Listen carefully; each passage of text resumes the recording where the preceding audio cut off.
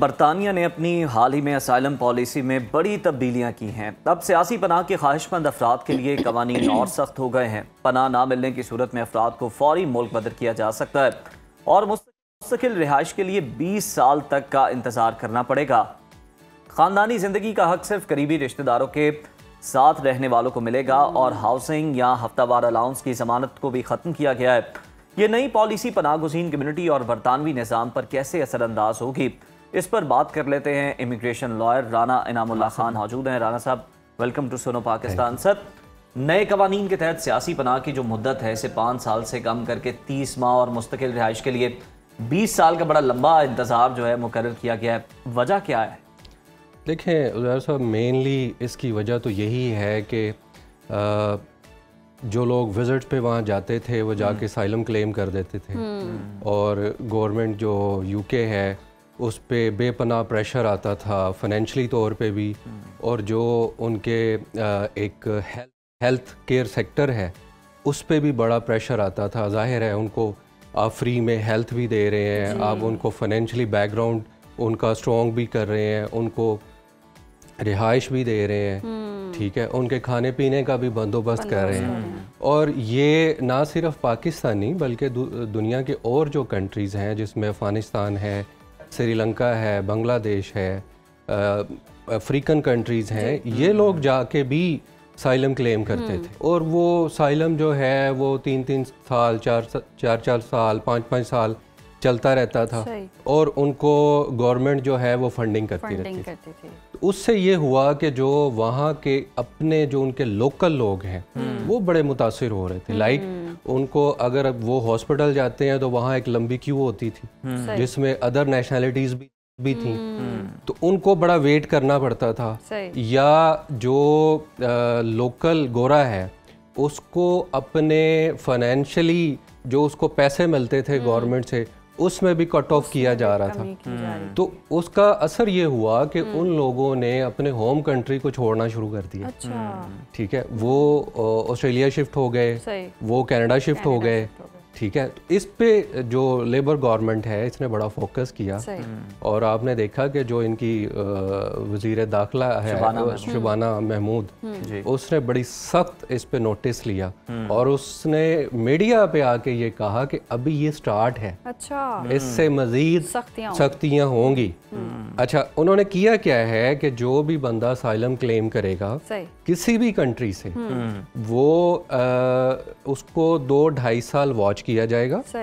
अगर उसके home country में उसके हालात बेहतर हो गए उसको वापस रिटर्न किया जाएगा, जो कि पहले कभी भी नहीं हुआ था। ऐसा कभी भी नहीं होता कि जी आप एक दफ़ा असाइलम ले लें, बल्कि ये होता था कि उस कंट्री में उसका जाना अलाउ नहीं होता था। अब वो ये 2.5 साल में देखेंगे, अगर नहीं है ठीक हालात तो ठीक है, वरना उसको वापस करें। इनाम साहब, जो हम देखते हैं कि नाकाम पनाह गुज़ीन अफराद हैं उनके लिए अब मुल्क बदर के इम्कानात जो हैं वो कितने बढ़ जाएंगे? ये तो अब देखना पड़ेगा। अब आने वाले टाइम में हम देखेंगे कि क्या होता है। अच्छा, कुछ चीज़ें होती हैं हमने मैंने भी अपनी 23 इयर्स की हिस्ट्री में देखा है इन कंट्रीज़ में, बाज़ औक़ात ये वर्बली कुछ कहते हैं और प्रैक्टिकली कुछ और होता है। अच्छा, क्योंकि इन कंट्रीज़ में आपको पता है ह्यूमन राइट्स लॉज ये बड़े स्ट्रिक्ट हैं, ठीक है। अगर किसी ने पिटीशन फाइल कर दी, कोर्ट में ये केस चला गया, इस पे को डिले आ गया, ठीक है, इस पे को स्टे आ गया, तो ये चीज़ें फिर लेट हो जाती हैं। हाँ, अगर ये पार्लियामेंट से पास हो गया बिल तो फिर वो लॉ का हिस्सा बन जाएगा। राना साहब, ख़ानदानी ज़िंदगी के हवाले से कि सिर्फ करीबी रिश्तेदारों के लिए रियायत दी जाएगी और अगर आप अपना कवर ख़त्म कर देंगे, यानी पहले था कि आप काम नहीं करेंगे, जॉब नहीं करेंगे, सारा बंदोबस्त गवर्नमेंट देखेगी आपकी रिहाइश का, लेकिन अब इजाज़त दी गई है और कहा गया कि अगर आप ये करते हैं, आप जॉब करते हैं, आप अपनी अर्निंग करते हैं, तो फिर कुछ सालों के बाद आप अपनी फैमिली को भी स्पॉन्सर करके बुला सकते हैं। इस हवाले से क्या कवानीन आए? जी बिल्कुल, ये इन लोगों ने कहा है कि बजाय इसके कि आप घरों में बैठें और गवर्नमेंट ही आपको फंडिंग करती रहे, आपकी फाइनेंशियली चीज़ों को देखती रहे, तो अब उन्होंने कहा कि आप काम करें जी। अगर तो आप गवर्नमेंट बरतानिया के साथ उनकी हेल्प कर रहे हैं, काम भी कर रहे हैं, कोई ऐसा इनोवेशन लेके आ रहे हैं जिससे गवर्नमेंट कनाडा, गवर्नमेंट बरतानिया की सपोर्ट भी हो रही है और आप अपना एक्सपेंस भी बियर कर रहे हैं जी, और एक अच्छे लेवल पे आप उसको बियर कर पा रहे हैं, तो आप अपनी फैमिली को भी ले आए। अच्छा, फैमिली पहले भी लोग ले जाते थे, उसके मुख्तलिफ वेज हैं, लेकिन अभी उन्होंने बाकायदा ये कह दिया है कि आप वर्क करें, काम करें, उसको अच्छे लेवल पे लेके आए, तो आप अपनी फैमिली को भी लेके आ सकते हैं। अच्छा सही। अच्छा इनाम साहब, जैसे होता है कि शादी करके लोग वहाँ रहते हैं और अगर किसी की बीवी वहाँ नहीं पहुँच पाती है, समटाइम ऐसे होता है शादी कर ली है, बंदा वहीं काम करे जा रहा है,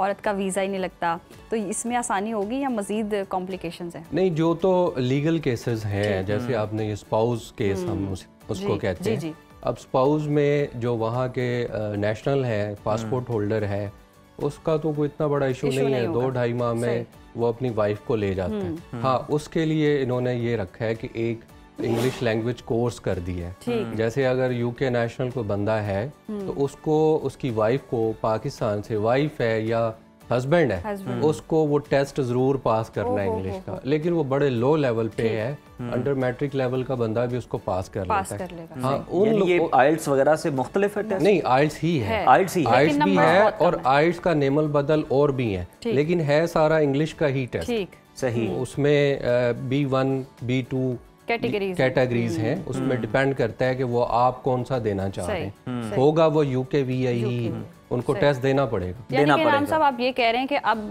जो कंट्रीज है ना, वो ये कह रही हैं कि हमें फायदा भी पहुंचाएं, अपना भी बोझ उठाएं, और नुकसान जो भी करेगा उसको वो अलाउ नहीं करे। ऑब्वियसली आप अपने कंट्री में देख लें कि हमारी गवर्नमेंट भी चाह रही है कि मैक्सिमम पाकिस्तान में लोगों का बोझ हल्का किया जाए, पेंशन के मसाइल हैं और जो गवर्नमेंट पे लाइबिलिटीज आ रही हैं उनको कम से कम किया जाए, और यही उन मुल्कों में भी यही हो रहा है। अच्छा राना साहब, जो लोग इस मामले पर नज़र रखते हैं और इसको क्रिटिसाइज भी कर रहे हैं, वो ये कहते हैं कि आप पहले जो गैर कानूनी तरीके से लोग बरतानिया में दाखिल हुए हैं उनको तो आप रोक पाएँ, जो कि बड़ा मुश्किल काम है। वो कहते हैं कि छोटी कश्तियों के जरिए इंग्लिश चैनल को अबूर करने वालों की एक बड़ी तादाद है, और अभी रिसेंटली भी 2024 में भी बहुत बड़ी तादाद में लोग आए हैं, तो उसके लिए क्या कर रही है गवर्नमेंट, और क्या ये तनकीद सही है?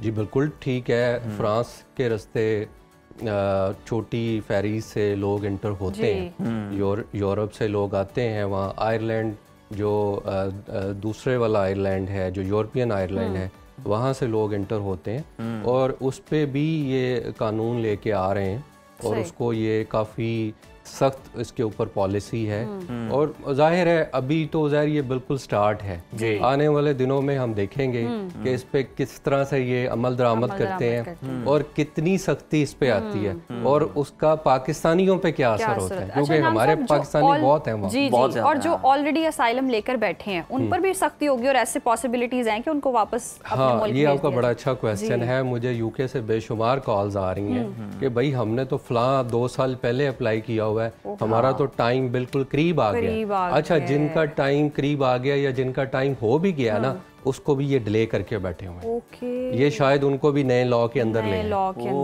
ठीक है, इसीलिए उनका कोई डिसीजन नहीं दे रहे। हमारे बेशुमार फ्रेंड्स हैं जो मुझे पिछले दिनों बहुत ज़्यादा कॉल्स आई कि यार हमारा क्या बनेगा, और हमें भी ये शायद ये पिछले जो न्यू लॉ है उसके अंदर लाना चाह रहे हैं, हमारा कोई डिसीजन नहीं है। जैसे हमने राना साहब आपके साथ ही बल्कि डिस्कशन की थी कि पीआर के लिए भी इससे पहले जो किया गया था 10 साल का कर दिया गया था। हाँ जी, और वो भी केस जो थे वो डिले किए गए और उसके अंदर उन्होंने डाल दिए थे। अच्छा राना साहब, ये जो पनाह के लिए अपील का हक है इसको भी चेंज कर दिया गया है, सिर्फ एक बार अपील का हक दिया गया है जी।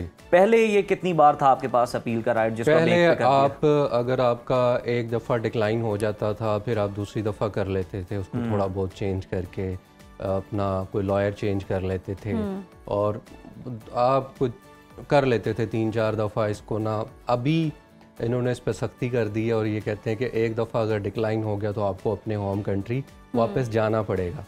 लेकिन ये भी हम अब देखेंगे कि इसके अंदर भी क्या फिर कोई सख्ती आती है या इसमें कोई थोड़ा सा नरमी आ जाए कि जी इसको इस तरह से इसको बैंड कर लें। हमारे पाकिस्तानी इंडियंस आपको पता है कुछ ना कुछ जुगाड़ लगा ही लेते हैं। और ऑपोजिशन आपको लगता है कि लेबर पार्टी पर कोई इस तरह से इस मामले पर टफ टाइम दे सकती है और ये जो कानून साजी है ये नहीं भी हो सकती या इतनी सख्त नहीं हो सकती, क्या लगता है आपको? देखें, लेबर पार्टी की रिप्यूट बेहतर हुई है ये कवानीन सख्त करने से।